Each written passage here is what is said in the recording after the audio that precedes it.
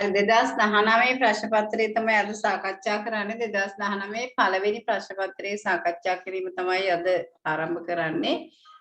එතකොට ඒකේ පළවෙනි ප්‍රශ්නේ ගත්තොත් තියෙනවා ව්‍යාපාර විකාශනයේ අවධි 4 5 දැක්වේ. ඉහත සඳහන් ව්‍යාපාර විකාශනයේ අවධි නිවැරදිව අනුපිළිවෙලට දක්වා ඇති වර්ණය තෝරන්න කියලා. එතකොට මේ ව්‍යාපාර විකාශනය ගැන මේ කොටසෙන් තමයි අහන්නේ. ඔයගොල්ලන්ට ව්‍යාපාර විකාශනයේදී අපි වැදගත් අවස්ථා 4ක් ගැන කියනවා. ඒ 4 අනුපිළිවෙලින් තමයි මෙතන අහන්නේ. එතකොට ව්‍යාපාර විකාශනය ගැන කතා කරනකොට අපි ස්වයංපෝෂිත ආර්ථික ක්‍රමය ගැන කතා කරනවා. ස්වයංපෝෂිත ආර්ථික ක්‍රමයේදී මම පොඩ්ඩක් පාඩම් මතක් වෙන්නත් එක්ක ඒ අවට කරුණු ටික කියන්නේ. ස්වයංපෝෂිත ආර්ථික ක්‍රමයේදී ඍජු නිෂ්පාදනයක් තමයි දකින්න ලැබුණේ. ඒ ඍජු නිෂ්පාදනයත් එක්ක විශේෂීකරණය කියන එක ඇති වුණා. ඒ විශේෂීකරණයත් එක්ක තමයි අතිරික්තය බිහි වුණේ. ඒ අතිරික්තය බිහිවීම තුළ භාණ්ඩයකට භාණ්ඩයක් අතිරික්ත භාණ්ඩ තොගයක් තවත් අතිරික්ත භාණ්ඩ සමග හුවමාරු කර ගැනීමට යාම නිසා භාණ්ඩ හුවමාරුව පැන නැග්ගා කියලා කියනවා. එතකොට ඒ නිසා ඉස්සෙල්ලාම අපිට අධීර පළවෙනි අධීර විදිහට ගන්න වෙන්නේ භාණ්ඩ හුවමාරු. එතකොට ඊගාවට තියෙන මේ භාණ්ඩ හුවමාරුවේ තියෙන දුර්වලතා නිසා පොදු මාධ්‍යක භාවිතය නැත්නම් මුදල් භාවිතයට පැමිණීම. එතකොට දෙවැනි එක තමයි මුදල් භාවිතයට පැමිණීම. මේ මුදල් භාවිතයෙන් පස්සේ යුරෝපීය රටවල් වල ඇතිවෙච්ච මේ කාර්මික විප්ලවයේ හේතු කොටගෙන ව්‍යාපාර සහාය සේවා ඒ වගේම යන්ත්‍ර සූත්‍ර භාවිතයේ වගේ දේවල් ආරම්භ වීම නිසා ව්‍යාපාර ශාස්ත්‍රයේ විශාල වශයෙන් දියුණු වීමක් සිද්ධ වුණා. ඒකට අපි කියනවා කාර්මික විප්ලවය කියලා. එතකොට තුන්වෙනි අධීර විදිහට තමයි අපිට කාර්මික විප්ලවය ගන්න වෙන්නේ. එතකොට තොරතුරු ආර්ථිකය කියලා කියන්නේ අපි මේ දැනටත් ගත කරන මේ තොරතුරු සහිත ආර්ථිකය මේ sannivedana තාක්ෂණයේ දියුණුවත් එක්ක බිහි වෙච්ච නව අවධිය ගැන තමයි කතා කරන්නේ. එතකොට මේකේ අනුපිළිවෙල ගත්තොත් ඉස්සෙල්ලාම වෙන්න ඕනේ භාණ්ඩ හුවමාරුව, ඊගාවට මුදල් භාවිතය, ඊගාවට කාර්මික විප්ලවය, ඊගාවට තොරතුරු ආර්ථිකය. එහෙමනම් අනුපිළිවෙල තියෙන්නේ C B A D. ඒ කියන්නේ පස්වෙනි පිළිතුරේ තමයි මේක නිවැරදි අනුපිළිවෙල තියෙන්නේ. ඊගාවට දෙවෙනි ප්‍රශ්නේ කියනවා සමාජීය හා සංස්කෘතික පරිසරයට අයත් මූලිකාංග නිවැරදිව ඇතුළත් වර්ණය. ව්‍යාපාර පරිසරය ගැන අවබෝධය තමයි මෙතෙන්දී බලාපොරොත්තු වෙන්නේ. ව්‍යාපාර පරිසරය ගැන සඳහන් කරොත් අපි ව්‍යාපාර පරිසරය කොටස් දෙකකට බෙදනවා. අභ්‍යන්තර පරිසරය සහ බාහිර පරිසරය කියලා. මේ බාහිර පරිසරය නැවත අපි ආසන්න පරිසරය සහ සාර පරිසරය කියලා කොටස් වලට බෙදනවා. මේ සාර පරිසරයේ තියෙන එක් පරිසර සාධකයකට අයත් උපමූලිකාංග තමයි මේ වර්ණය තුලින් ප්‍රශ්නය තුලින් අහන්නේ. වර්ණය නිවැරදිව තෝරන්න පුළුවන්ද කියලා. මේ සමාජ හා සංස්කෘතික පරිසරය ඒ තුල තියෙන්නේ මොනවද කියන එක අහන්නේ. පළවෙනි උත්තරේ තියෙනවා විශ්වාස, අගනාකම්, තාක්ෂණය හා සම්මත කියලා. මෙන්න මෙතනදී මේ තාක්ෂණය කියන එක සමාජීය හා සංස්කෘතික පරිසරයට අදාළ නැහැ. තාක්ෂණික පරිසරයට තමයි අදාළ. ඒ නිසා අපිට මේ පිළිතුර අයින් කරන්න වෙනවා. ඒ වගේම දෙවැනි පිළිතුරේ තියෙනවා අගනාකම්, ආයතන, වයස් ව්‍යුහය හා සම්ප්‍රදායන්. මෙතන මේ වයස් ව්‍යුහය කියන එක බලපාන්නේ ප්‍රජා පරිසර සාධකයකට. ඒ නිසා ඒ වර්ණයත් අපිට අයින් කරන්න සිද්ධ වෙනවා.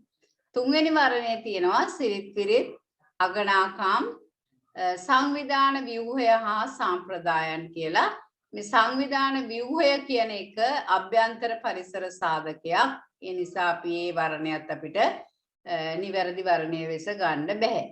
ඊගාව හතරවෙනි එකේ තියෙනවා විශ්වාස, අගනාකම්, සිරිත් විරිත් හා රෙගුලාසි කියලා.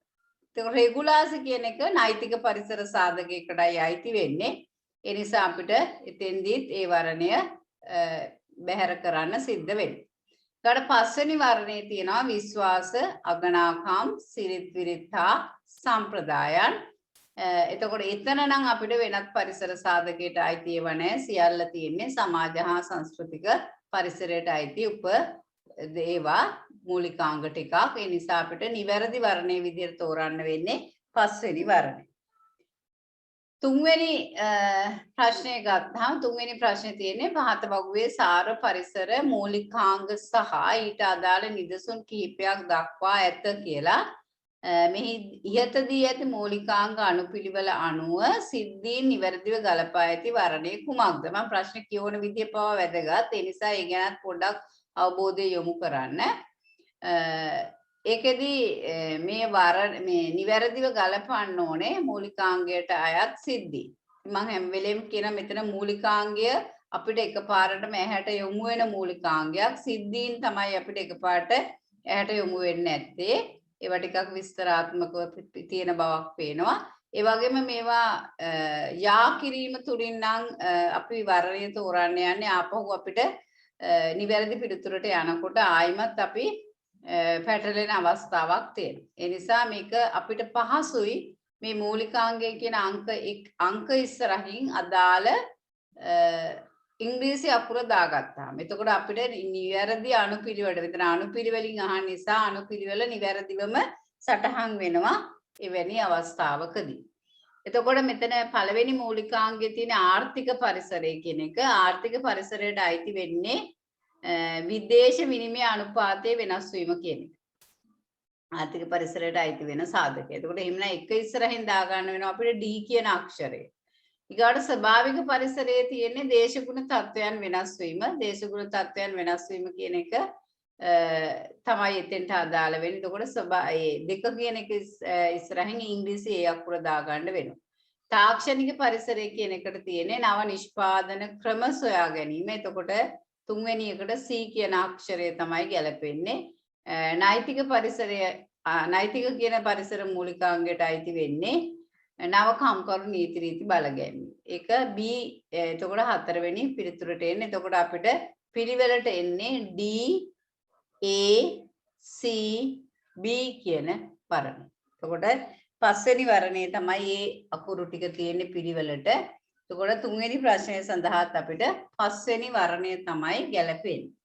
එතකොට හතරවෙනි ප්‍රශ්නය තියෙනවා. හතරවෙනි ප්‍රශ්නේ තියෙන්නේ තිරසර සංවර්ධනය හා සම්බන්ධ ක්‍රියාකාරකම් කිහිපයක් පහත දැක්වේ. ඉහත දෑ අතුරෙන් ව්‍යාපාරවල ආර්ථික තිරසර බව තහවුරු කර ගැනීම සඳහා ගත හැකි ක්‍රියාමාර්ග පමණක් ඇතුළත් වර්ණය තෝරන්න කියලා. තිරසර සංවර්ධනය ගැන කතා කරනකොට අපි තිරසර සංවර්ධනයේ කුළුණු තුනක් මත යැපෙන්නක් කුළුණු තුනක සංග්‍රහ එතෙන්දී අපි කියන ආර්ථික තිරසර සංවර්ධනය, සමාජීය තිරසර සංවර්ධනය, පරිසර තිරසර සංවර්ධනය කියන කුළුණු තුන තමයි තිරසර සංවර්ධනය ගොඩනැගිලා තියෙන්නේ. ඒකට මේ ආර්ථික තිරසර බව තහවුරු කරගන්න කරන්න ඕනේ ක්‍රියාකාරකම් පමණක් ඇතුළත් වර්ණ. හරිද? ආර්ථික ක්‍රියාකාරකම් සඳහා පමණක් ඇති වර්ණය තමයි අහන්නේ. තාක්ෂණික සංවර්ධනය. තාක්ෂණික සංවර්ධනය වැඩි වීම තුළ ආර්ථික කාර්යක්ෂමතාවය ඇති වෙනවා. ඒ නිසා අපිට ඒ පිළිතුර එදී A කියන එක අපිට මේක අදාළ කරගන්න වෙනවා. B තියෙනවා සේවක සුබසාධන. හරිද? ආර්ථික තිරසර බව තහවුරු කර ගැනීම සඳහා ගත හැකි ක්‍රියාමාර්ගනේ අහන්නේ.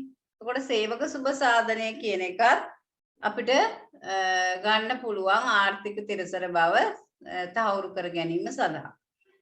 C පරිසර හිතකාමී නිෂ්පාදන මිලදී ගැනීම. පරිසර හිතකාමී නිෂ්පාදන මිලදී ගැනීම නම් පරිසර තිරසර බව සඳහා කරගත හැකි ක්‍රියාකාරකමක්. ඊට D නවෝත්පාදන. නවෝත්පාදන හඳුන්වා දීම තුලිනුත් ආර්ථික තිරසර සංවර්ධනය කරා තමයි යන්න පුළුවන්. ඊ මානව විවිධත්වයට ගරු කිරීම. මානව විවිධත්වයට ගරු කිරීම කියන එක සමාජ තිරසර බව රැක ගැනීමට කරන වැඩක්.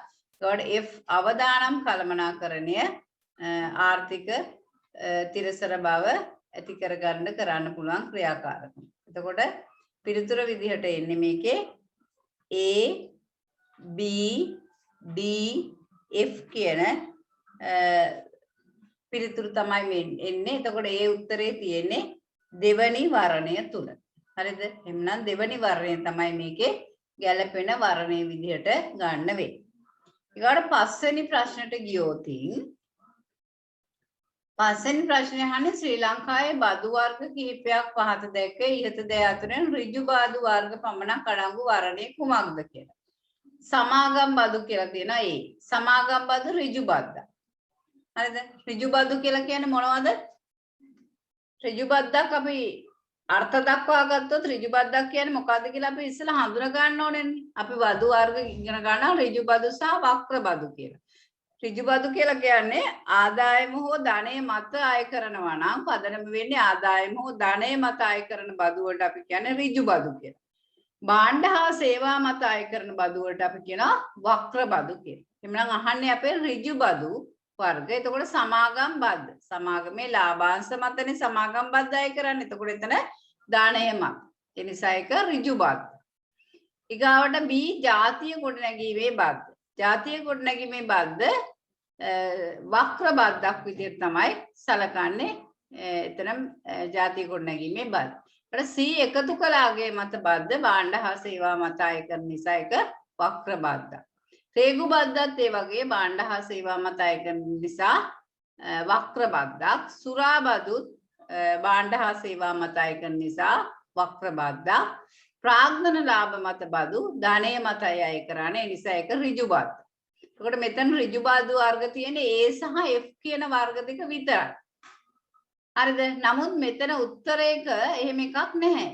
නේද? ඍජු බදු වර්ග පමණක් අඩංගු වර්ණය තෝරන්න කිව්වහම මෙතන ඍජු බදු වර්ග තියෙන සමාගම් බදුයි ප්‍රාග්ධන ලාභ මත බදුයි. හරිද? එහෙම වර්ණයක් මේකේ දීලා නැහැ. ඒ නිසා මේකේ කුමන හෝ පිළිතුරකට විදිහට පිළි අරගෙන තිබ්බනම් කවුරු හරි මේ උත්තර පහෙන් ඕන එකකට උත්තරයකට ඉරක් ගාලා තිබ්බනම් පිළිගන්නවා අපි පිළිතුරක් කියලා. මොකද මෙතන හරියටම නිශ්චිතව කියන්න බෑ මේ පොඩි වැරදීමක් වෙලා තියෙනවා ප්‍රශ්නය තුල. ජාතිය ගොඩනැගීමේ බද්ද ඍජු බද්දක් විදිහට තමයි සලකලා උත්තරපත් මේ ප්‍රශ්න පත්‍රයේ සකස් කරලා තියෙන්නේ. නමුත් ජාතිය ගොඩනැගීමේ බද්ද වක්‍ර බද්ද. ඒ නිසා මෙතන පිළිතුරක් නැහැ. පිළිතුරක් නැති නිසා මේකට ලකුණු ලබා දෙනවා. ලකුණු ලබා දුන්න ප්‍රශ්න පත්‍රය තුල. හරිද? හරිද? මෙතන එතකොට සමාගම් බදු සහ ප්‍රාග්ධන ලාභ බද්ද විතරයි ඍජු බදු වර්ග. ධනය මත අය කරන බදු තියෙන්නේ. හරි? ඊට 6 වෙනි ප්‍රශ්නේ තියෙනවා. 6 වෙනි ප්‍රශ්නේ කිසියම් භාණ්ඩයක කල්ලිකුත් වීමේ දිනය සඳහන් නොකිරීම තුලින් උල්ලංඝනය වන්නේ පාරිභෝගිකයා කුමන අයිතිවාසිකමද? මේකේ භාණ්ඩේ කල්ලිකුත් වීමේ දිනය සඳහන් කරලා නැහැලු. සඳහන් කිරීම නැතුව තිබීම තුල පාරිභෝගිකයාගේ අයිතිවාසිකම්. පාරිභෝගික අයිතිවාසිකම් තියෙනවනේ 8ක් නේද? ජෝන් එෆ් කෙනඩි මහතා විසින් ප්‍රකාශයට පත් කළ පාරිභෝගික අයිතිවාසිකම් 4ක් තියෙනවා. පාරිභෝගික ජාත්‍යන්තරය විසින් ප්‍රකාශයට පත් කළ පාරිභෝගික අයිතිවාසිකම් 4ක් තියෙනවා. ඒතකොට මේකෙන් මේ කල්ලිකුත් වීමේ දිනය සඳහන් නොකිරීම නිසා පාරිභෝගිකයාගේ කුමන අයිතිවාසිකම කඩ වෙලාද තියෙනවා කියන එක තමයි අහන්නේ.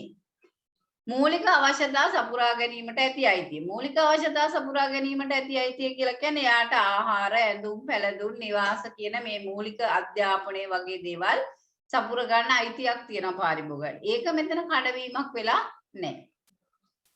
තෝරා ගැනීමට ඇති අයිතිය කියලා කියන්නේ පාරිභෝගිකයා රුචි භාණ්ඩ සාධාරණ මිලකට එයා කැමති භාණ්ඩයක් තෝරගන්න එයාට වෙළඳපොලේ අයිතියක් තියෙනවා. ඒකත් මෙතන කඩ වෙලා නැහැ. මොකද කල්ලිකුත් වීමේ දිනය සඳහන් නොකිරීම මිසක් තෝරා ගන්න තියෙන ඉඩ කඩ හුරලා නැහැ. ඊගාට තොරතුරු දැන ගැනීමට ඇති අයිතිය. මේ කල්ලිකුත් වීමේ දිනය නැත්නම් ලේබලය තුල තමයි මේ කල්ලිකුත් වීමේ දිනය සඳහන් වෙන්නේ. නේද? ඒ කල්ලිකුත් වීමේ දිනය සඳහන් නොකිරීම තුල තොරතුරු දැන ගැනීමට ඇති අයිතිය උල්ලංඝනය වෙලා තියෙනවා. නේද?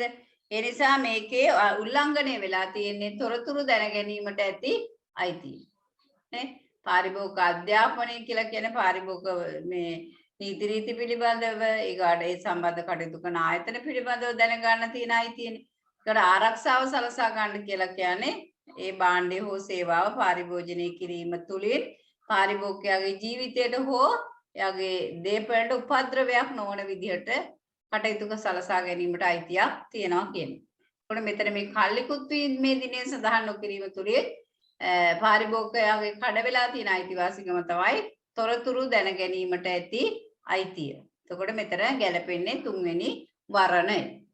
හත්වෙනි ප්‍රශ්නේ ගත්තාම සමාගම් වර්ග පහත වගුවේ සමාගම් වර්ග හා ඒ සමාගම් වල ලක්ෂණ කිහිපයක් දැක්වේ කියලා තියෙනවා. එතකොට සමාගම් වර්ග වල අනුපිළිවෙල අනුව සමාගම් වල ලක්ෂණ ඉහත දී ඇති සමාගම් වර්ග අනුපිළිවෙල අනුව සමාගම් වල ලක්ෂණව නිවැරදි ගලපා ඇති වර්ණය තෝරන්න කියලා තමයි කියන්නේ. එතකොට සීමා සහිත පෞද්ගලික සමාගම් කියලා සමාගම් වර්ග තියෙනවා. මෙතන සමාගම් වර්ගත් අපි ඇහැට කෙලින්ම අහු වෙනවා. නමුත් ලක්ෂණ තමයි අපිට ටිකක් කියව ගන්න යන්නේ. ඒ නිසා අපි ලක්ෂණ ගලප ගන්න යන් සමාගම් වර්ගයට. කොටස් හා ණයකර ප්‍රසිද්ධිය නිකුත් කළ හැකි වීම. කොටස් හා ණයකර ප්‍රසිද්ධිය නිකුත් කරන්න පුළුවන් මොන සමාගම් වලටද? කොටස් හා ණයකර ප්‍රසිද්ධිය නිකුත් කරන්න පුළුවන් මොන සමාගම් වලටද? සීමා සහිත පොදු සමාගම් වලට. ඒ කියන්නේ දෙකට තමයි ඒ කියන පිළිතුර ලක්ෂණය ගැලපෙන්නේ. හරිද? ඊගාවට B කියන්නේ ශ්‍රී ලංකාවේ සංස්ථාපනය කර විදේශයන්හි පමණක් ව්‍යාපාර කටයුතු කරනවා. සංස්ථාපනය කරන්න පුළුවන් හැබැයි ව්‍යාපාර කරන්න තහනම්. එවැනි සමාගම් වලට අපි කියන්නේ අක්වෙරළ සමාගම් කියලා. කොට පහට තමයි B කියන පිළිතුර ගැලපෙන්නේ. ඊගාවට කොටස්කරුවන්ගේ වගකීම අසීමිත වීම කියලා කියන්නේ සීමා රහිත සමාගම්. එතකොට හතරවෙනි සමාගම් මේ අක්ෂරය යටතේ තියෙන සීමා රහිත සමාගම් වර්ගයට තමයි මේ C කියන ලක්ෂණය අයිති වෙන්නේ. D ලාභ බෙදා හැරීමක් නොකිරීම.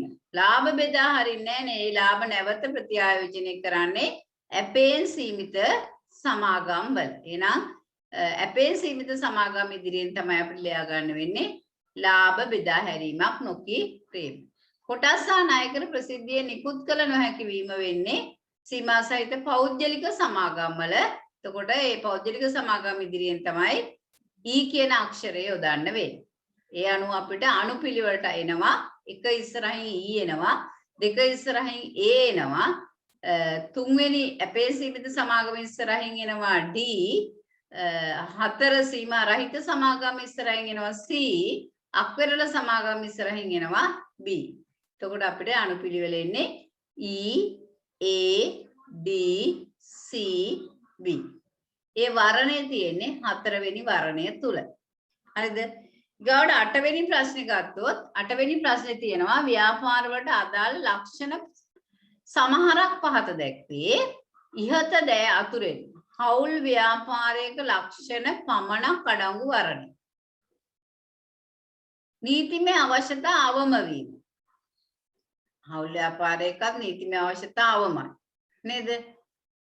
අඛණ්ඩ පැවැත්මක් නම් හවුල් ව්‍යාපාරවල දකින්න නැහැ. අසීමිත වගකීමක් තියෙනවා හවුල් ව්‍යාපාරවල. නේද?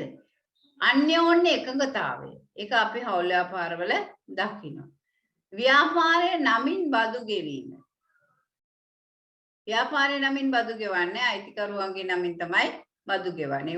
ඒ අනුව හවුල් ව්‍යාපාරයක ලක්ෂණ පමණක් අඩංගු වර්ණය කියලා කියන්නේ A කියන ලක්ෂණය තියෙනවා, C කියන ලක්ෂණය තියෙනවා, D කියන ලක්ෂණය තියෙනවා. ඒ අනුව පිළිතුරු වෙන්නේ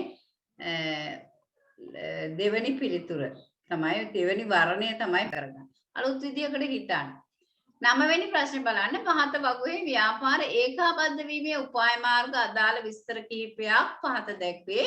ඉහත දී ඇති ඒකාබද්ධ වීමේ උපාය මාර්ග අනුපිළිවෙල අනුව අදාළ විස්තරයේ නිවැරදිව ගලපා ඇති වර්ණය තෝරන්න කියලා කියනවා. ඒකාබද්ධ වීමේ උපාය මාර්ග තියෙනවා, විස්තරය තියෙනවා. හරිද?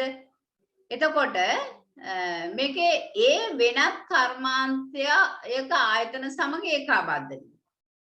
වෙනත් කර්මාන්තයක ආයතන සමග ඒකාබද්ධ වීම. ඒකට කියන්නේ විෂම සංයෝජනයක් කියලා. වෙනත් කර්මාන්තයක ආයතනයක් එක්ක මෙයා ඒකාබද්ධ වීමක් කරනවා. ඒක විෂම සංයෝජනයක්. හරිද? ඒතකොට විෂම සංයෝජන කියන එකේ තුන්වෙනි එකට තමයි ඒ ගැලපෙන්නේ. B එකේ කියනවා එකම කර්මාන්ත ආයතනයක් සමග ඒකාබද්ධ වීම. එකම කර්මාන්ත ආයතනයක් අතර. එතකොට එතෙන්දී මොනවාද එකම කර්මාන්ත ආයතනයක් කියන්නේ තිරස් එක. සමාන කර්මාන්ත. එහෙනම් තිරස් කියන එකට තමයි B අදාළ වෙන්නේ. ඊගාවට කියනවා C పూర్වයෙන් බෙදා හරින්නන් ලෙස කටයුතු කරන ආයතන සමග ඒකාබද්ධ වීම. పూర్වයෙන් බෙදා හරින්නන් ලෙස කටයුතු කරන ආයතන සමග ඒකාබද්ධ වීම.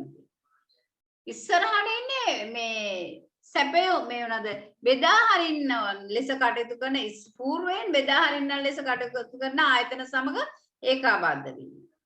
හරිද?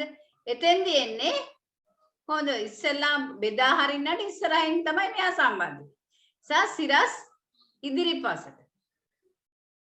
හරිද? ඊගාවට කියනවා D එකේදී పూర్වයෙන් සැපයුම් කරවන ලෙස කටයුතු කරන ආයතනයක් සමග ඉස්සරහා ඉන්න සැපයුම් කරව පස්සටයි එකතු වෙන්නේ. සිරස් පසුපසට. දැන් අපි ක්‍රියාදාමයේ නිෂ්පාදන ක්‍රියාවලියේ විවිධ අධ්‍යයනවල ඉන්න අය එකට ඒකාබද්ධ වීමට අපි කියන්නේ සිරස් සංයෝජනයක්. එතකොට සිරස් සංයෝජනේ ඉස්සරහින් ඉන්නේ සැපයුම් කරුවා මෙයා පස්සට එන්නේ. එතකොට සිරස් පසුපසට. හරිද? పూర్වයෙන් බෙදා හරින්න ලෙස කටයුතු කරන ආයතන සමග බෙදා හරින්න පිටිපස්සේ ඉන්නේ මෙයා එන්නේ බෙදා හරින්නගේ ඉස්සරහට. ඒ නිසා සිරස් ඉදිරිපසට. හරිද? එතකොට ඒ අනුව C එක යන්නේ සිරස් ඉදිරිපසට. D එක යන්නේ සිරස් පසුපසට. හරිද? ඒ අනුව පිළිතුර එන්නේ B D A C. හරිද? B D A C. එතකොට දෙවනි වර්ණය තමයි මේකේ උත්තරේ විදිහට එන්නේ. 10 වෙනි ප්‍රශ්නේ පහත දෑ අතුරෙන් අභ්‍යන්තර ව්‍යවසායකත්වයක ලක්ෂණය කුමක්ද? ව්‍යවසායකත්වයෙන් අහන්න. අභ්‍යන්තර ව්‍යවසායකත්වය.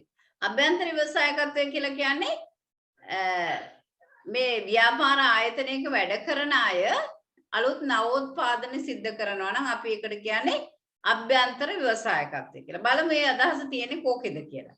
සංවිධානවල තනතුරු සඳහා වඩාත් නිර්මාණශීලී පුද්ගලයන් බඳවා ගැනීම. මේක කොහෙවත් යන කතාවක්. ඒක අනිර්මාණයේ අදාළම නැහැ නවෝත්පාදනයට. ඊට දෙවෙනි එකේ කියනවා සංවිධානවල කටයුතු කරන නිර්මාණශීලී පුද්ගලයන් විසින් නිෂ්පාදනයේ නවෝත්පාදන ක්‍රම හඳුන්වා දෙන්න. අන්න ව්‍යාපාරයක් තුල වැඩ කරන අය විසින් අලුත් දේවල් හොයලා දෙනවා. නේද? අන්න ඒක අභ්‍යන්තර ව්‍යවසායකත්වය. දෙවෙනි පිළිතුර තමයි ගැලපෙන්නේ. අනිත් ඒවාත් අපි බලමු. සංවිධානයේ විසින් පුද්ගල අවශ්‍යතා සහ උවමනා සපුරාලීම සඳහා නිෂ්පාදිත සැපයීම. පුද්ගල අවශ්‍යතා සහ උවමනා සපුරාලීම සඳහා නිෂ්පාදිත සැපයීම නවෝත්පාදන නෙවෙයි සාමාන්‍ය නිෂ්පාදනය කළ එක අවශ්‍යතාවයට සැපයීම. පාරිසරික හා සමාජීය ගැටලු පිළිබඳ සලකා බලමින් පරිසරයට ධනාත්මක බලපෑම් ඇති කිරීම. ඒකට කියන්නේ සමාජීය ව්‍යවසායකත්වය නේද? ඊගාවට කියන මානව හිතවාදී ලෝකයක් නිර්මාණය කිරීමට උත්සාහ කිරීම. මානව හිතවාදී ලෝකයක් නිර්මාණය කරන්න උත්සාහ දැරීම ඒකත් සමාජීය ව්‍යවසායකත්වය පැත්තට තමයි යන්නේ. ඒතකොට අභ්‍යන්තර ව්‍යවසායකත්වය කියන්නේ දෙවෙනි පිළිතුර තමයි ගැලපෙන්නේ. ඊගාට 11 වෙනි ප්‍රශ්නේ 11 වෙනි ප්‍රශ්නේ දෙනවා පුද්ගලයෙකු සතු ලක්ෂණ කීපයක් පහත දැක්වේ. ඉහත දෑ අතුරින් ව්‍යවසායකයෙකු සතු ලක්ෂණ පමණක් ඇතුළත් වර්ණය කුමක්ද? ව්‍යවසායකත්ව ගති ලක්ෂණ වලින් අහන්න. මොකද ව්‍යවසායකත්වයේ ගති ලක්ෂණ වලින් එතකොට මේ ව්‍යවසායකෙක් සතු ගති ලක්ෂණ අහන්නේ මොනවාද? පළවෙනි එක තියෙනවා ගැටලු නිසා අධෛර්යමත් වීම. ගැටලු නිසා අධෛර්යමත් වෙන ව්‍යවසායකයන් ව්‍යාපාරිකයන්. ව්‍යාපාරිකයන් නේනම් එයාක ව්‍යවසායකත්වයේ එකක් නෙවෙයි. ඊගාවට B කියනවා සාම්ප්‍රදායික ක්‍රම ක්‍රියාත්මක කිරීම. සාම්ප්‍රදායික ක්‍රම ක්‍රියාත්මක කරන්නේ ව්‍යාපාරිකයා. ව්‍යවසායකයා නව්‍යතානේ සම්පාදනය කරන්නේ. ඒ නිසා ඒකත් අදාළ නැහැ. C අවදානම් බාර ගැනීමට ඇති කැමැත්ත. ව්‍යවසායකයා අවදානම් බාර ගන්න කැමැති. ඊගාවට D වෙනස් නොවන පරිසරයක වැඩ කිරීමට ඇති කැමැත්ත. වෙනස් නොවන පරිසරයක වැඩ කරන්නේ නෙමෙයි. එයා කැමති වෙනස් වෙන පරිසරයක වැඩ කරන්න. නේද?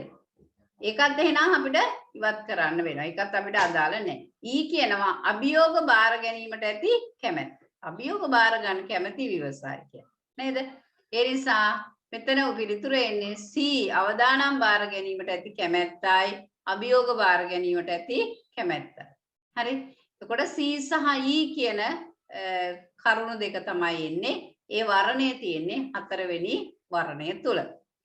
ඊගවට 12 වෙනි ප්‍රශ්නේ තියෙනවා ඒකක භාරයන්හි ආයෝජනය කිරීම තුළින් ආයෝජකයාට ලැබෙන වාසියක් වන්නේ.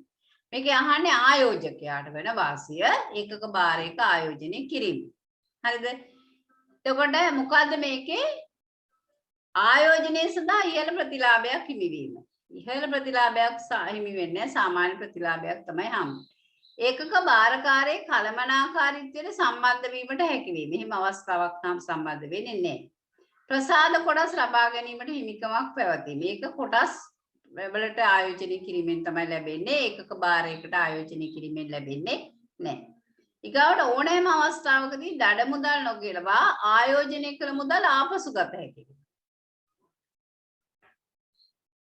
හරිද? ඒ වගේම තියෙනවා ආයෝජන ප්‍රතිලාභ මත ආදායම් බදු ගෙවිය යුතු නොවීම. ආදායම් බදු ගෙවීම නොවීම කියන එක නෙවෙයි ආදායම් බදු ගෙවන්න වෙනවා ආයෝජනීය ප්‍රතිලාභ මත. නමුත් ඕනෑම අවස්ථාවකදී දඩ මුදල් නොගෙවා ආයෝජනය කළ මුදල් ආපසු ගන්න පුළුවන් ඒකක භාරයකදී. හරිද? එහෙනම් මේකේ පිළිතුර වෙන්නේ 4 වෙනි වර්ණය. 13 රේඛනය ගැන අහන්නේ චෙක්පත් රේඛනය හා සම්බන්ධ නිවැරදි ප්‍රකාශය කුමක්ද? රේඛනය කිව්වහම ඔයගොල්ලෝ දන්නවා රේඛනය කරන්නේ චෙක්පතේ ආරක්ෂාව සඳහා රේඛන වර්ග දෙකක් තියෙනවා සාමාන්‍ය රේඛනය සහ විශේෂ රේඛනය කියලා නේද? එතකොට මේ රේඛනය සම්බන්ධයෙන් නිවැරදි ප්‍රකාශය අහන්නේ බලමු මොනවද නිවැරදි ප්‍රකාශය කියලා. හරිද? මේකේ කියනවා පළවෙනි ප්‍රකාශයේ විදිහට කියනවා රේඛනය නොකරන ලද චෙක්පතක් ආදායකයාට රේඛනය කළ හැකියි. චෙක්පතක් රේඛනය කරන්න පුළුවන් අනකරුට පුළුවන් ආදායකයාට පුළුවන් බැංකුවට පුළුවන් අනලදුට පුළුවන්. හරිද? මේක කියන්නේ රේඛනය නොකරන ලද චෙක්පතක් ආදායකයාට රේඛනය කළ හැකියි කරන්න පුළුවන්. ඊගාව දෙවැනි එකේ කියනවා ආදායකයාට තම අත්සන යොදා චෙක්පතේ යටි රේඛනය අවලංගු කළ හැකියි. රේඛනයක් අවලංගු කරන්න පුළුවන් අනකරුට පමණයි. ආදායකයාට කරන්න බෑ. ඒ නිසා මේ ප්‍රකාශය වැරදි දෙවැනි ප්‍රකාශය. තුන්වෙනි ප්‍රකාශනයේ කියනවා රේඛනය කරන ලද සියලුම චෙක්පත් පිටසන් කර අන් අයට පැවරිය හැකියි. රේඛනය කරන ලද චෙක්පතක් පිටසන් කර අන් අයෙකුට සියලුම චෙක්පත් රේඛනය කරන ලද සියලුම චෙක්පත් අන් අයට පවරන්න බෑ. සමහර දේවල් තියෙන ආදායකයාගේ ගිණුමට පමණි කියලා තියෙනවා නම් ඒවා පවරන්න අපහසුයි. ගාවට තියෙනවා රේඛනය සහිත සෑම චෙක්පතකටම බැංකු කවුන්ටරෙන් මුදල් රේඛනය කරපු චෙක්පත් වලට බැංකු කවුන්ටරේ මුදල් ලබා ගන්න බැහැ. මුදල් චෙක්පත් රේඛනය කළ නොහැක නැහැ. මුදල් කියලා ලියන චෙක්පතත් රේඛනය කරන්න පුළුවන්. හරි? එතකොට මේකේ නිවැරදි ප්‍රකාශය වෙන්නේ පළවෙනි එක. හරිද? පළවෙනි එක රේඛනය නොකරන ලද චෙක්පත ආදායකයාට රේඛනය කළ හැක කියන එක තමයි නිවැරදි ප්‍රකාශය. 14 කියනවා රක්ෂණය සම්බන්ධයෙන් මම අහන්නේ මధుරි A සහ B නැමැති රක්ෂණ සමාගම් දෙකෙහි අනුපිළිවෙලින් ලක්ෂ 3 ලක්ෂ 4 වශයෙන් රක්ෂණ ඔප්පු දෙකක් ලබාගෙන නියමිත පරිදි රක්ෂණ වාර මුදල් ගෙවා ඇත. රක්ෂණ කාල සීමාව තුලදී මధుරි මිය ගියොත් ලබාගත හැකි වන්දි මුදල් කීයද? මේ ජීවිත රක්ෂණයේදී හානිපූර්ණ මූලධර්ම එහෙම අදාළ වෙන්නේ නැහැ. ඒ නිසා රක්ෂණ ඔප්පු කීපයක් ගන්නත් පුළුවන් ජීවිත රක්ෂණය සම්බන්ධයෙන්. එතකොට මේ මధుරි මිය ගියොත් හානිපූර්ණ මූලධර්මයක් අදාළ වෙන්නේ නැති නිසා මේ රක්ෂණ ඔප්පු දෙකේම වන්දිය ගන්න පුළුවන්. ඒ කියන්නේ ලක්ෂ 7ක් වන්දි විදියට ගන්න පුළුවන්. එමුනම් මේ ලක්ෂ 7ක වන්දිය ගන්න පුළුවන් කියන පිළිතුර තියෙන්නේ 4 වෙනි පිළිතුරේ. හරිද? 15 වෙනි ප්‍රශ්නේ කළමනාකරුවෙකුට තම වගකීම ලෙස ප්‍රකාශ කරන ලද්දේ ව්‍යාපාරයට සාධාරණ ඉපයුමක් ලබා දෙන අතරම ආයතනයේ ආසන්නයේ ජීවත් වන ප්‍රජාවගේ ජීවන තත්ත්වය උසස් කරලීමය. මෙම ප්‍රකාශයේ මගින් වඩාත් හොඳින් ගම්ම්‍ය වන ආයතනයක වගකිය යුතු පාර්ශවය වන්නේ. හරිද? අයිතිකරු කාට මේකේ වග කියන්න ඕනේ කාටද කියලා තියෙනවා. වගකීම ප්‍රකාශ ව්‍යාපාරයේ සාධාරණ ඉපීමක් ලබා. සාධාරණ ඉපීමක් ලබා දෙන්නේ කාටද? අයිතිකරුට. ආයතනයේ ජීවත් වන ප්‍රජාවගේ ජීවන තත්ත්වය උසස් කිරීම කියන්නේ සමාජය. නේද? එහෙනම් අයිතිකරුට සහ සමාජයට එතන පිළිවෙලින් තියෙන්න ඕනේනේ. වගකීම් පාර්ශවයක් වන්නේ අයිතිකරු සහ සමාජය. හරිද? දැන් පළවෙනි වරණය තුල තියෙන සමාජයේ ගනුදෙනුකරුවන්. ගනුදෙනුකරුවන් නම් සාධාරණ මිලට භාණ්ඩ හා සේවා සැපයීම. එහෙනම් ඒක ගන්න බෑ. දෙකේ තියෙන්නේ අයිතිකරුවන් සේවකයි. සේවකයින් නෙමේ ආසන්නයේ ජීවත් වෙන ප්‍රජාව කොහොම සමාජය. එහෙනම් මෙතන මේ පිළිතුර තියෙන්නේ තුන්වෙනි වරණය තුල. 16 වෙනි ප්‍රශ්නේ. ප්‍රවාහනයේ මූලිකාංග නිවැරදිව ඇතුළත් වර්ණය කුමක්ද? ප්‍රවාහන මූලිකාංග මොනවද? ඕනනම් ආයේ හිතන්නවත් දෙයක් නැහැ. මොනවද? මාර්ගය, මාධ්‍ය, බලය, පරයන්ති. නේ? දැන් පළවෙනි එකේ මාධ්‍ය, බලය, මාර්ගය, පරයන්ති. දෙවෙනි එකේ මාධ්‍ය, බලය, පිරිවැය. පිරිවැය තියෙනවා, වේගය තියෙනවා, අයින් කරන්න බෑ. තුන්වෙනි එකේ පිරිවැය, වේගය තියෙනවා. හතරවෙනි එකේ වේගය තියෙනවා. පස්වෙනි එකේ ධාරිතාවය තියෙනවා. ඒවා ලක්ෂණ. නේද? හොඳ ප්‍රවාහන ක්‍රමයක් තෝරා ගැනීමේදී සලකා බලන සාධකයක් මේ ධාරිතාවය, වේගය, පිරිවැය නේද? ඒවා මේ එහෙම ප්‍රවාහන මාර්ගයක් තෝරා ගැනීමේදී සලකා බලන සාධක. ඒතර ප්‍රවාහනයේ මූලිකාංග තියෙන්නේ පළවෙනි වර්ණය තුල. 17 වෙනි ප්‍රශ්නේ සුපිරි වෙළඳසැල යන්නට වඩාත් නිවැරදිව නිර්වචනය කර ඇති ප්‍රකාශය. සුපිරි වෙළඳසැලක් කියන එක නිර්වචනය කරලා තියෙන ප්‍රකාශය මොකක්ද කියලා අහන්න. බලමු. අත්‍යවශ්‍ය සහ පහසු භාණ්ඩ ස්වයං සේවා පදනම මත සිල්ලර වශයෙන් අලෙවි කරන වෙළඳසැල. එකඟ වෙන්න පුළුවන්ද? අත්‍යවශ්‍යයි ඒ වගේම පහසු භාණ්ඩක් තියෙනවා. නේද? ඒ භාණ්ඩ ස්වයං සේවා පදනම කැමති විදිහට තෝරගන්න පුළුවන් සිල්ලරව අලෙවි කරන ව්‍යාපාර. ඒකට අපිට එකඟ වෙන්න පුළුවන්. දෙවෙනි එකට යන්න. එක් නිෂ්පාදකයෙකුගේ භාණ්ඩ බෙදා හැරීම සඳහා රට පුරා ශාඛා වෙළඳසැල් පවත්වාගෙන යන වෙළඳසැල. එක් නිෂ්පාදකයෙකුගේ භාණ්ඩ බෙදා හැරීම සඳහා රට පුරා ශාඛා ජාලයක් ක්‍රියාත්මක වෙනවා. අපි ඒවට කිව්වේ මොන වෙළඳසැල් කියලාද? නානාංශ වෙළඳසැල්. ඒ නිසා ඒවා සුපිරි වෙළඳසැල් නෙවෙයි. තුන්වෙනි එකේ කියනවා එක් නිෂ්පාදකයේ භාණ්ඩ පමණක් අලෙවි කිරීමට එකඟ වී ඇති වෙළඳසැල්. අපි ඒවට කිව්වේ බැඳිලා එක්කෙනෙකුට. ඒ නිසා ඒවා බැඳි වෙළඳසැල. එහෙනම් තුන්වෙනි එකේ කියන්නේ බැඳි වෙළඳසැලක් ගැන. හතරවෙනි එක කියනවා එකම ගොඩනැගිල්ලක් තුල එක් එක් භාණ්ඩ වර්ග සඳහා වෙන වෙනම අංශ පවත්වාගෙන යන ලබන වෙළඳසැල. එකම වහලකට අංශ තියෙනවා නම් අපි කිව්වේ ආංශික වෙළඳසැලක් කියලා. ඒක සුපිරි වෙළඳසැල නෙවෙයි. විශාල ප්‍රමාණයෙන් භාණ්ඩ තොග රඳවාගෙන ඒවා තොග වශයෙන් අලෙවි කරන වෙළඳසැල තොග වෙළඳසැල. එවනම් මේකේ වර්ණය ගැලපෙන්නේ නිවැරදි ප්‍රකාශය තියෙන්නේ පළවෙනි වර්ණය තුල. ඊගවට 18 වෙනි ප්‍රශ්නේ ජාත්‍යන්තර වෙළඳාමේදී භාවිත කරන ලබන ලේඛන වර්ග සහ ඒවා සම්බන්ධ විස්තර කිහිපයක් පහත දැක්වේ. ඉහත දී ඇති ලේඛන වර්ග අනුපිළිවෙල අනුව අදාළ විස්තරය නිවැරදිව ගලපා ඇති වර්ණය. හරිද? ලියවිල්ල තියෙනවා, ලියවිල්ලට අදාළ විස්තරය තියෙනවා. මේ ලියවිල්ලට අදාළ විස්තරයයි ගලපන්න කියලා තමයි කියන්නේ. හරිද? ගලපලා නිවැරදි වර්ණය තෝරන්න කියලා කියන්නේ. බලන්න එතකොට මේකේ අපි බලමු එකින් එක. මම දැන් අර කිව්වා වගේ ලේඛන වර්ගය අපේ හැටක් ගාලා යනවා. විස්තරය තුල තමයි අපි පොඩ්ඩක් කියව ගන්න තියෙන්නේ. ඒ නිසා අපි ඉස්සෙල්ලා විස්තරය කියවලා ඒකට අදාළ ලේඛන වර්ගය තුලට උත්තරේ ගේමු. හරිද? එහෙනම් බලමු දැන් පළවෙනි එකේ A කියන එකේ තියෙනවා භාණ්ඩ නැවට බාරගත් බව පිළිගැනීම. මොකද භාණ්ඩ නැවට බාරගත් බව සඳහන් කරමින් නැව්පතින් විසින් ලබා දෙන ලියවිල්ල මෙන්න මේ ලියවිල්ලයි කියලා අපි ඉගෙන ගත්තා. මොකක්ද? නෞබාරපත. BL එකක් කියලා මේකට කෙටියෙන් කියනවා. Bill of Lading. B අපනයන භාණ්ඩ නිෂ්පාදනය කරන රටේ නම සහතික කිරීම. අපනයනය කරන ලද රටේ මේ භාණ්ඩය නිෂ්පාදනය කරන ලද බවට ඒ රටේ පිළිගත් ආයතනයක් විසින් සහතිකයක් දෙනවා.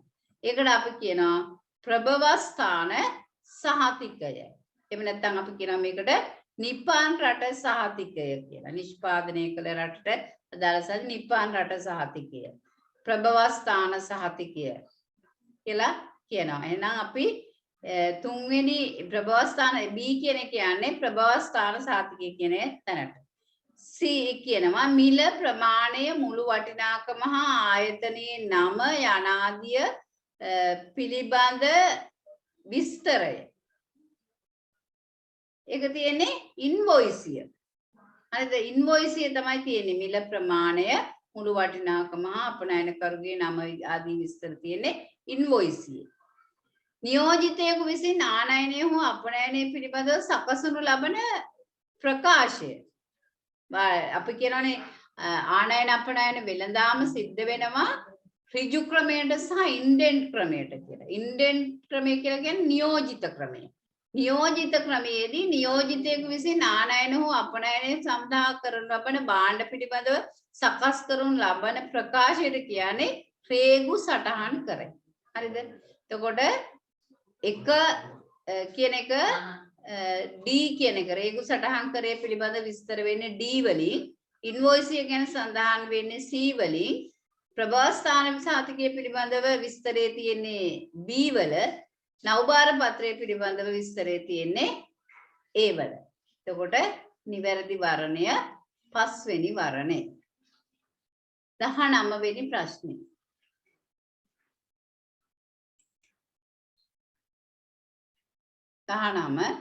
ය 19 තියෙන කළමනාකරණයේ පැත්තට යන්නේ අපි දැන්. ඒකේ කතා කරනවා කළමනාකරුවෙකුගේ කාර්යයන් කීපයක් පහත දැක්වේ. ඉහත දෑ අතුරින් කළමනාකරණයේ ප්‍රධාන ක්‍රියාකාරකම් පමණක් අඩංගු වරණය. අර ප්‍රධාන ක්‍රියාකාරකම් ඕනේ. ප්‍රධාන ක්‍රියාකාරකම් මොනවාද කළමනාකරණයේ? සැලසුම් කිරීම, සංවිධානය, මෙහෙයවීම, පාලනය. එහෙනම් සම්බන්ධීකරණයේ ප්‍රධාන කාර්යයක් නෙවෙයි. නේද? sannivedanaය මෙහෙයවීම ඇතුලේ තියෙන්නේ. උපාය මාර්ගික සැලසුම් කිරීම තුල තියෙන කාර්යයක්. ഇത് ප්‍රධාන කාර්යයක් නෙවෙයි. මෙහෙයවීම ප්‍රධාන කාර්යය. හරිද? මෙහෙයවීම ප්‍රධාන කාර්යයක්. පාලනය ප්‍රධාන කාර්යය. ප්‍රතිපත්ති සංවර්ධනය ප්‍රධාන කාර්යයක් නෙවෙයි. එහෙනම් ප්‍රධාන කාර්යයන් දෙක වෙන්නේ මෙහෙයවීම සහ පාලනය. සැලසුම් කිරීම, සංවිධානය කිරීම, මෙහෙයවීම, පාලනය තමයි ප්‍රධාන කාර්යය. මේ ප්‍රධාන කාර්යයන් හතරෙන් මෙතන දෙකක් තියෙනවා මෙහෙයවීම සහ පාලනය කියලා. මේ දෙක තියෙන්නේ D සහ E කියන අංක යටතේ. එතකොට වර්ණය වෙන්නේ ඔක ගැලපෙන 4 වෙනි වර්ණය. 20 වෙනි ප්‍රශ්නේ තියෙනවා ව්‍යාපාරයක මූල්‍ය සම්පාදන ප්‍රභව කිහිපයක් පහත දැක්වේ. ඉහත දෑ අතුරින් අභ්‍යන්තර ඍජු මූල්‍ය සම්පාදන ප්‍රභවයන් පමණක් අඩංගු වර්ණය කුමක්ද? අභ්‍යන්තර වෙන්නත් ඕනේ, ඍජු මූල්‍ය සම්පාදන මාර්ගයක් වෙන්නත් ඕනේ. ඒ කියන්නේ බාහිරින් ගන්න බෑ, සංවිධානයේ තුලින් ගන්නත් ඕනේ. ඍජු කියලා කියන්නේ අතරමැදිය සහභාගීත්වයකින් තොරව වෙන්නත් ඕනේ. ඍජු මූල්‍ය සම්පාදන මාර්ගය කියන්නේ අතරමැදියෝ නෑ. හරිද? එවනම් බලමු වාණිජ්‍ය පත්‍රිකා. වාණිජ්‍ය පත්‍රිකා අභ්‍යන්තර නෙමෙයි, බාහිර. නේද? ඊගාවට B බැංකු ණය. බැංකු ණයත් බාහිර, අනිත් එක වක්‍ර. ඍජු නෙමෙයි, ඍජු මූල්‍ය සම්පාදන මාර්ගයක් නෙමෙයි. C ස්ථාවර වත්කම් විකිණීම. ස්ථාවර වත්කම් ව්‍යාපාරේ තියෙන වත්කම් විකුණනවා. අභ්‍යන්තර ඍජු. ණයකර නිකුතුව. ණයකර බාහිර අමූල්‍ය සම්පාදන මාර්ගය. ෂෙය වෙන් කිරීම. ව්‍යාපාරයේ තුල තියෙන වත්කම් වල ෂෙය වෙන් කරනවා. ඒක අභ්‍යන්තර ඍජු මූල්‍ය සම්පාදන මාර්ගය. F වෙළඳ ණය. වෙළඳ ණය කියලා කියන්නේ ණය ගැතියෝ. ඒක බාහිර. රඳවාගත් ලාභ රඳවාගත් අභ්‍යන්තර මූල්‍ය සම්පාදන. තොග අලවිය. තොග අලවිය කියලා කියන්නේ අභ්‍යන්තර මූල්‍ය සම්පාදන මාර්ගය. එතකොට මේකේ අභ්‍යන්තර මූල්‍ය සම්පාදන මාර්ග තියෙන්නේ C E G H. හරිද? මෙන්න මේ ටික තමයි එන්නේ. ඊගාවට 21 වෙනි ප්‍රශ්නේ. 21 වෙනි ප්‍රශ්නේ XYZ සමාගමේ ස්ථාවර පිරිවැය 60000කි ඒ නැමැති භාණ්ඩ ඒකකයක් නිෂ්පාදනය කිරීම සඳහා දරනු ලබන විචල්්‍ය පිරිවැය රුපියලකි. මෙම භාණ්ඩයේ ඒකකයක විකුණුම් මිල 3ක් නම් රුපියල් 50,000ක ලාභයක් ලබා ගැනීම සඳහා නිපදවිය යුතු මුළු නිෂ්පාදන ඒකක ප්‍රමාණය. ඉතින් මෙතන අපිට සමච්ඡේදන ලක්ෂ්‍ය හොයාගන්න පුළුවන්. සමච්ඡේදන ලක්ෂ්‍ය හොයාගත්තොත් මෙතන ස්ථාවර පිරිවැය බෙදනවා ඒකක 10කින්. එතකොට ස්ථාවර පිරිවැය 60,000යි ඒකක 10කේ 2යි සමච්ඡේදන ලක්ෂ්‍ය 30,000යි. ඒ කියන්නේ ඒකක 30,000ක් නිෂ්පාදනය කරද්දී ලාභත් නැහැ පාඩුත් නැහැ. හරිද? ලාභත් නැහැ පාඩුත් නැහැ. හරි? 30,000. හැබැයි එතනදී 30,000ක් නිෂ්පාදනය කරනකොට පිරිවැය වෙනවා 90,000ක්. මුළු පිරිවැය 90,000ක් වෙනවා. හරිද? ලාභයත් එතකොටම විකුණුම් ප්‍රමාණයත් 90,000යි. හරිද? නමුත් අපිට ලාභයක් ඕනේ 50,000ක්. හරිද? ලාභයක් ඕනේ 50,000ක. ලාභය 50,000 ලබන්න නම් කොහොමත් අපි ස්ථාවර පිරිවැය දරන්න ඕනේ 60,000. 50,000ක ලාභයක් තියෙන්නත් ඕනේ 1,10,000. හරිද? 1,10,000ක තියද්දී විචල්්‍ය පිරිවැයකුත් යන්න ඕනේ මෙතන. හරිද? ඒ නිසා අපි 10,000ක් නිෂ්පාදනය 10,000ක් අපි 30,000ක් කොහොමද සමච්ඡේදන ලක්ෂ්‍යයේ 30,000න් එහා පැත්තට යන්න ඕනේ 40,000ක් කරොත් 4,500යි අපේ 40 නෑ 40 මේ 30,000යි 40,000ක් කරොත් 40,000යි විචල්්‍ය පිරිවැය. එතකොට 50,000ක් මේ ඒකක ඉල්ලුවොත් 50,000යි 60,000යි විචල්්‍ය පිරිවැය ස්ථාවර පිරිවැය එකතු කරාම 50,000යි 60,000යි ලාභෙත් 50,000ක් එන්න ඕනේ. හරිද? එහෙමනම් එහෙම බලලා අපි ගන්න ඕනේ 50,000ක් ලාභ එන විදියට. හරිද? 50,000ක් ලාභ එන විදියට අපි නිෂ්පාදනය කරන්න ඕනේ කොච්චරක්ද කියලා. 50,000ක් ලාභ එන්න නම් අපි නිෂ්පාදනය කරන්න ඕනේ ප්‍රමාණය හොයන්න මෙතන ස්ථාවර පිරිවැය 60,000යි විචල්්‍ය පිරිවැය වෙන්න ඕනේ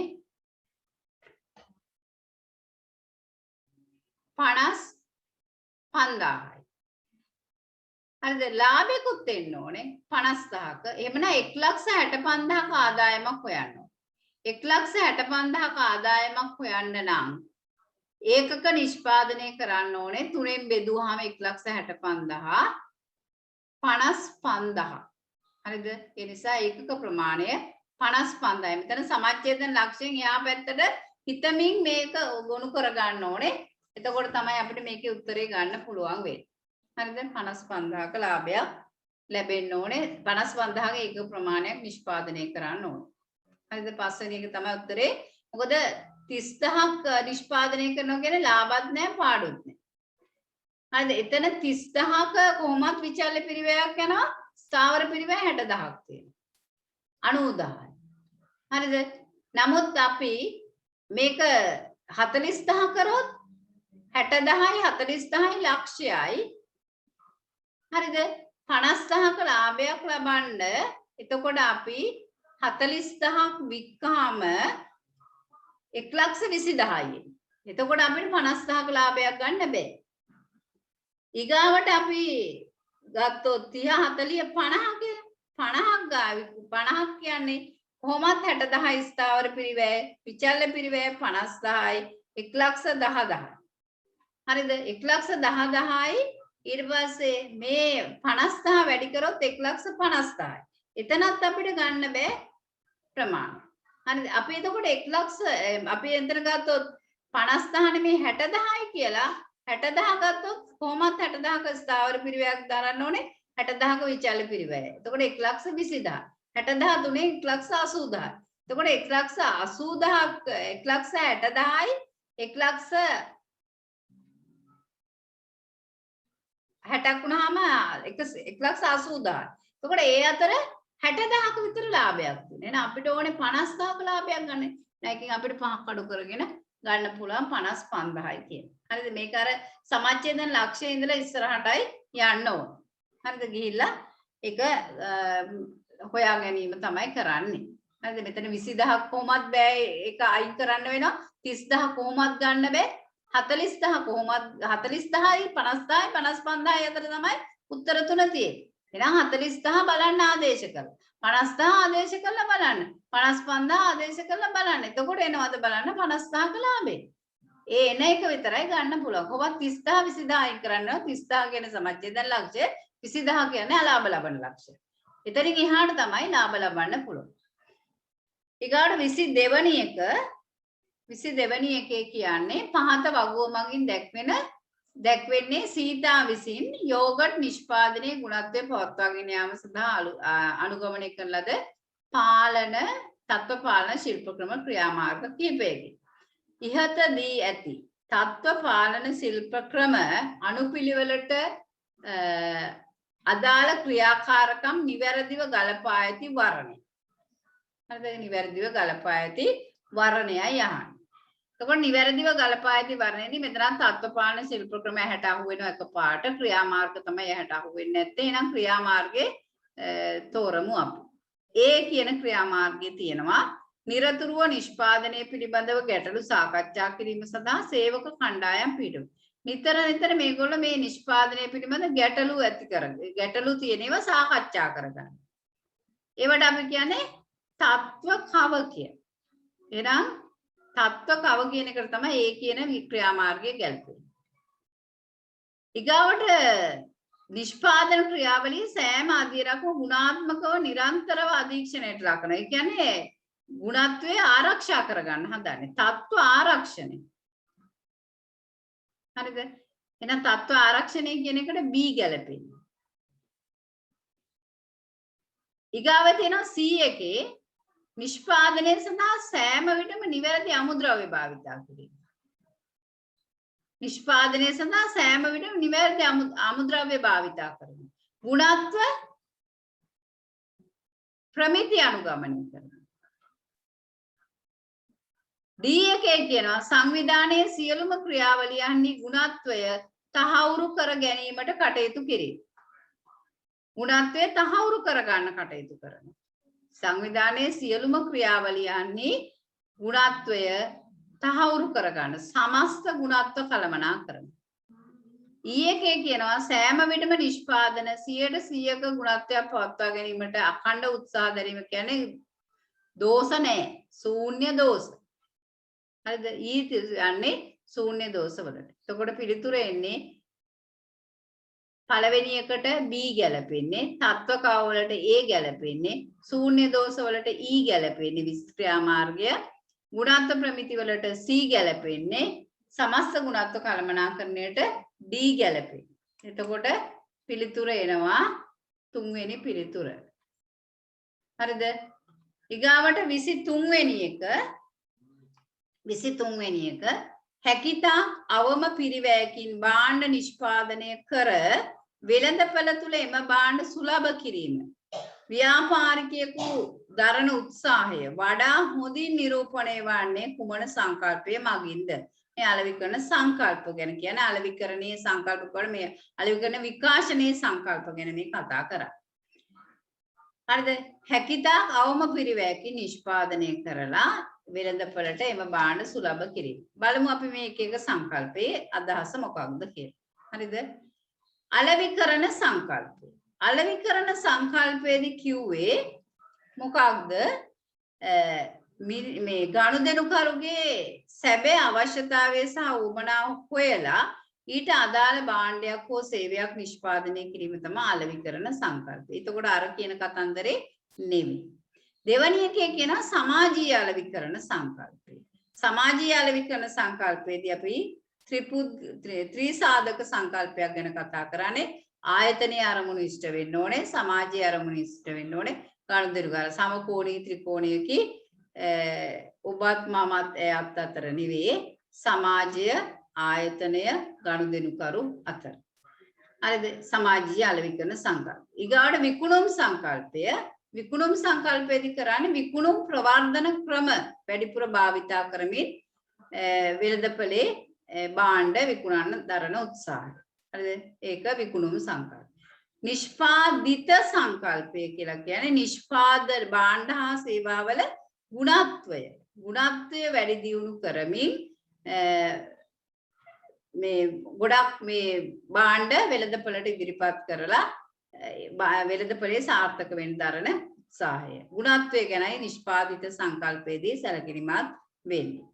නිෂ්පාදන සංකල්පය කියලා කියන්නේ අඩු ගානකට අඩු පිරිවැයකින් වෙළඳපොළ තුල භාණ්ඩ සුලභ කිරීම තමයි නිෂ්පාදන සංකල්පයේදී කෙරෙන්නේ. එහෙනම් මේකට ගැලපෙන්නේ නිෂ්පාදන සංකල්පය. ඒ කියන්නේ පස්වෙනි වර්ණය.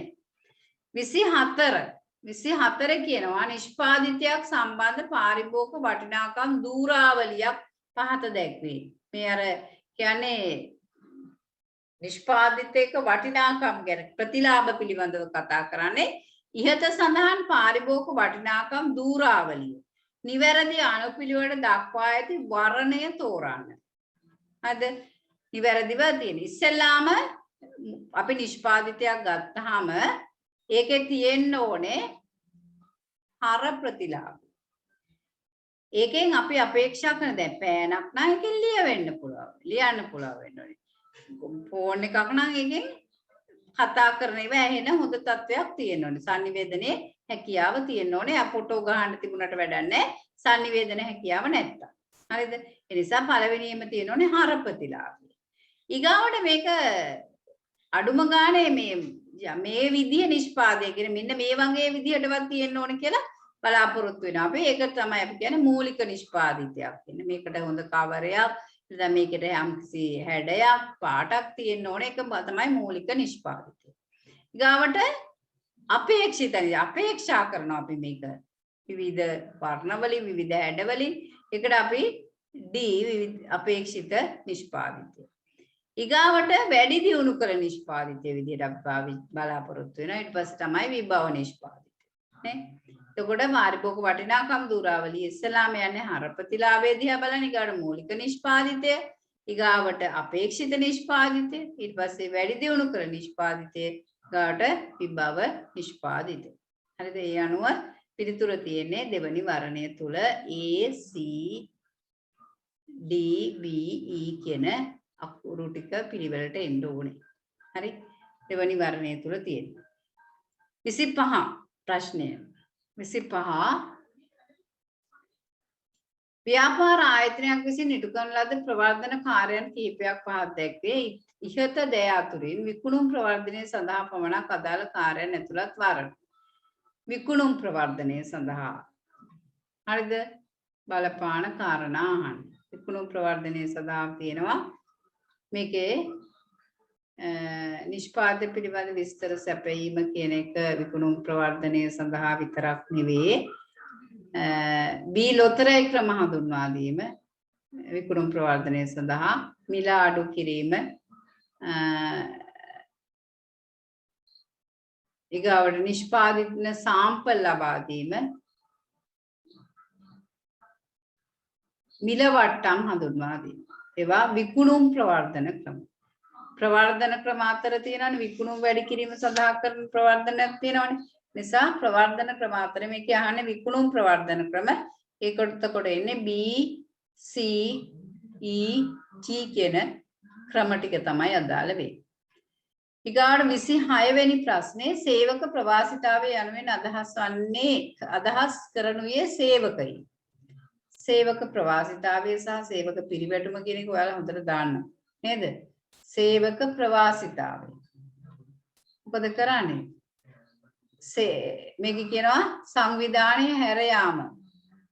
ඒ මොකද්ද සංවිධානයේ හැර යාම? සේවක පිරිවැටුම. හිමිකම් ඇති නිවාඩු ලබා ගැනීම. උපදෙස් නොපිළිගැනීම. රාජකාරී නිවාඩු ලබා ගැනීම. රාජකාරී නිවාඩු යන රාජකාරී අවශ්‍යතාවයකට නේද? මොකද්ද මේකේ සේවක ප්‍රවාසිතාවය කියලා කියන්නේ? සේවක ප්‍රවාසිතාවයද වෙන්නේ ආයතනයේට අහිමි වන පැය ගණන. අහිමි වෙනවා යා සේවයට රාජකාරිය සඳහා වාර්තා නොකිරීම නිසා. අද රාජකාරියට එන්නේ නැහැ. ඒ නිසා අහිමි වන පැය ගණන අහිමි වෙලා යනවා සේවකයාගේ වැඩ පැය ගණන. ඒ නිසා මේකේ වඩා ගැලපෙන්නේ පළවෙනි පිළිතුර. 27 වෙනි එකේ රැකියාස්ත පුහුණුව යන්නට අයත් නොවන්නේ කුමක්ද? රැකියාස්ත පුහුණුවට. රැකියාව තුල පුහුණුවට. අයත් නොවන්නේ. හරිද? ආධුනිකත්ව පුහුණුව. ආධුනිකයෙක් විදිහට රැකියාව තුළ පුහුණු කරනවා. ඉතින් රැකියාස්ත පුහුණුවක් නේද? රැකියා භ්‍රමණය. ආයතනය තුළ විවිධ අංශ වලට මාරු කරමින් පුහුණු කරන. ඒකත් රැකියාව තුළ. සීමා වාසික පුහුණුව. සීමා වාසික කාල සීමාවක් දීලා පුහුණු කරන. දැන් ડોක්ටර්ස්ලා ටීචර්ස්ලා හැම පුහුණු කරන සීමා වාසික පුහුණු වීම දීලා ඒගොල්ලෝ. සමාකරණයේදී රැකියාස්ත පුහුණුවක් නෙවෙයි කරන්නේ. රැකියා ස්ථානයේ සමානතාවයක් සහිත දෙයක් මවාගෙන කටයුතු කරනවා. හරිද? දැන් අපි ප්ලේන් එක යනවා නම් ප්ලේන් එකක් කියලා තියාගෙන අපි ඊට අනුකූලව එතන ඒ සැකිල්ලක් තුල එහෙම නැත්නම් අපි ඒකට කියන ආකෘතියක් තුල වැඩ කරනවා. රැකියාව තුල නෙමෙයි වැඩ කරන්නේ. ඒ ඊට අදාළ ආකෘතියක් නිර්මාණය කළා. ඒ ආකෘතිය තුල පුහුණුව කරනවට තමයි සමාකරණය කරනවා කියලා කියන්නේ. අපි කියමුකෝ පන්ති කාමර අපි රැකියාස්ත පුහුණුවකට යනවා කියන්නේ දැන් ගුරුවරයෙක් විදිහට අපි පන්ති කාමරයකට දාලා උගන්වන්න පුරුදු කරනවා. නමුත් අපි රැකියාස්ත පුහුණු වෙන ගුරුවරුම ඉන්නවා. ඒගොල්ලෝ ශිෂ්‍යෝ නෙමෙයි ඉන්නේ පන්ති කාමරේ. මේක ශිෂ්‍යෝ ඉන්න පන්ති කාමරයක් යයි හිතාගෙන පාඩමක් කරන්න කියන. එතකොට අර ආකෘතියක් හදා ගන්න ඕනේ. ආකෘතියක් තුල මේ වැඩේ කරනවා. ඒකට සමාකරණය කියන්නේ.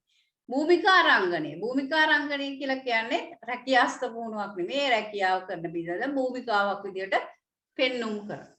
මෙන්න මෙහෙමයි කරන්නේ කියලා. එහෙනම් මේකේ උත්තර දෙකක් තියෙනවා.